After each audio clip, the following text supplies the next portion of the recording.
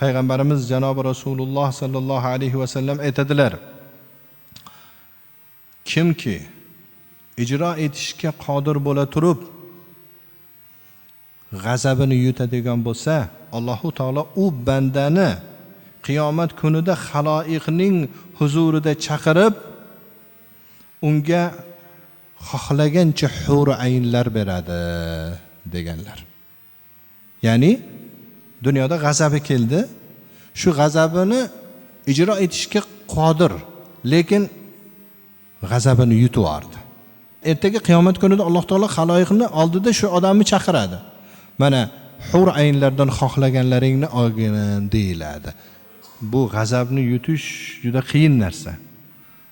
Bir marta g'azabni yutsangiz, 1000 marta qiladigan afsusni oldin olgan bo'lasiz.